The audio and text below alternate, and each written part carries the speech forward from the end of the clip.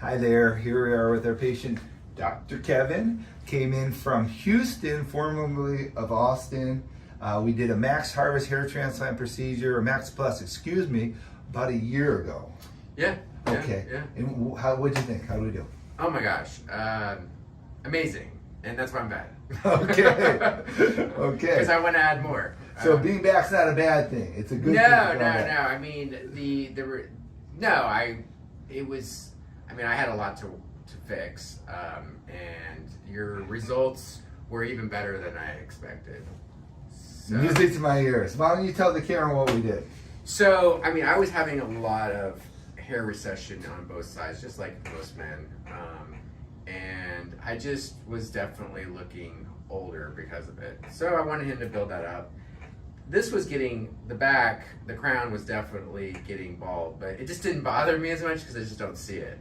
And so you focused a lot about building up my hairline, and that made a huge difference. Just styling my hair made a big difference. Yeah. What happens is that when we lose our hair and then you lose it in those recessions, it makes the forehead look bigger, and it takes away from our youthfulness. So just by bringing this down and kind of putting this together, so all this that you're seeing here, this is all brand new hair in here, so none of this existed, and then that helps to reframe it and just squares it off from that front view, and then we brought this down in the front as well, and then it helps to reframe the face and give a more youthful appearance. It takes a second procedure though, unfortunately, when there's no hair in the area. This is what one looks like. There's nothing wrong with it. It's just an unfinished product. We just need one more good pass, fill in the little dots, close them off, finalize the crown. I think we did a little in the crown, but not much. Did a little base back here. It's definitely better. Yeah, so it's definitely better. This was a bigger bald spot, but we're gonna go through and just close this off.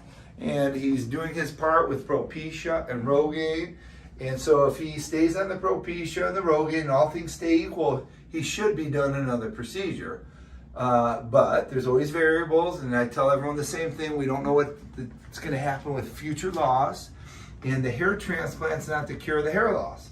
So I always hedge my bet with all my patients and tell them, should be good, but I can't make promises. So anyways, you look awesome. Let's just, I'm going to show the suture line.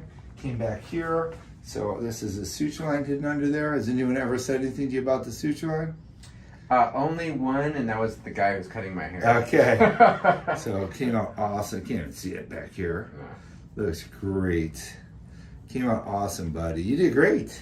Yeah, for a doctor, you did a good job taking care of that.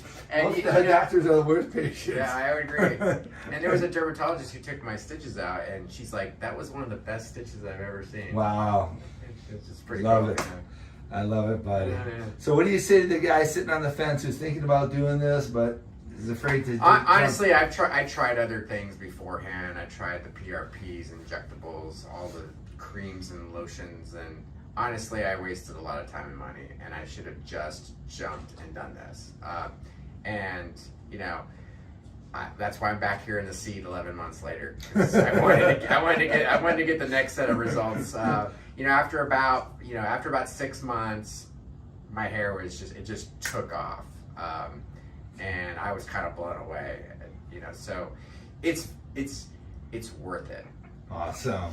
Great testimony, buddy. Yeah, Thank you very much. I'm going to do another awesome job for you. Thank you.